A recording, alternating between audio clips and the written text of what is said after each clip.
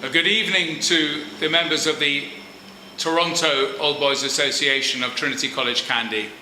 And I wish I were with you in person, but it's lovely to have a chance to speak to you in this way.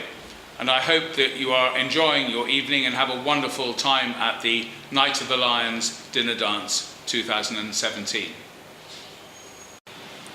I have thoroughly enjoyed the contact I've had with several members of the Toronto branch already, either in person when they visited Trinity or indeed by email or letter. And I hope very much to get over to Canada soon to meet with you in person. I went a few months ago to Australia at the invitation of the Melbourne OBA, and I had a wonderful week or 10 days there and in Sydney. It was very useful in all sorts of ways, partly because it gave me a chance to meet so many eminent old boys of different ages and of different professions who gave me a great deal of support and advice and encouragement for the job I'm doing as principal of Trinity.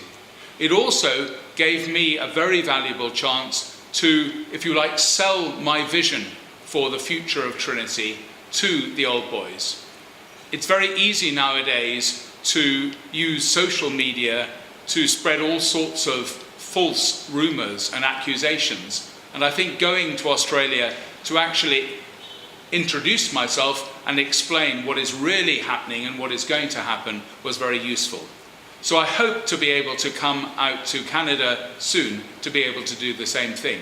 So please invite me. In the souvenir brochure which you have, I mentioned Trinity 150. This is the major project which is going to be run over the next 5 years, with the intention of restoring Trinity to its former glory by the time of the 150th anniversary celebrations in 2022. And I hope very much that old boys, both in Sri Lanka and around the world, including Canada, will be able to contribute to Trinity 150 in a variety of different ways. Part of this is financial, of course, but it's also in terms of expertise and support for the school in a number of different ways. So please, if you possibly can help, do so. Thank you. We discovered this painting gathering dust in the archives and in rather bad condition.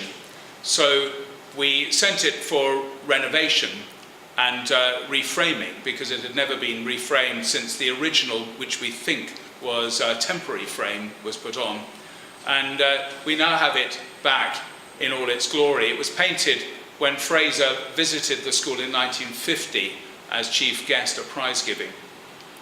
And as you will all know, he was a visionary, but he was also a pragmatist. And he was somebody who could see clearly that Trinity needed major change when he arrived. It was in a very bad shape. I'm told he expelled 100 boys in his first year. And 100 years later, I am inspired every day by Fraser. And he hangs here in my office facing my desk. And I hope that I can, at least in some way, emulate what he managed to do 100 years ago. I often think to myself, what would Fraser have done? I first thought that actually about a year ago. Some of you may know we took a child from Kuliapatia because there was a rumour that his parents were HIV positive and he'd been refused entry to his local school. And I sat there at my desk and I thought, what would Fraser have done? And it was such an obvious answer that I contacted the Ministry of Education directly and said that we would do what we could to help. I'm delighted to say that that boy is now here at the school in grade 2 and is doing very well. I'd like to assure you that Trinity is in good heart and in good spirits. The year 2017 has started well, and I'm very impressed by the boys and by all that they achieve.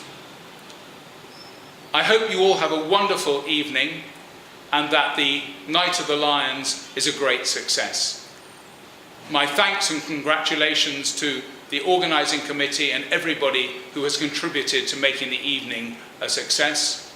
And as I said at the start, I'm sorry I can't be with you, but I very much hope to meet you all in Canada soon. Good night.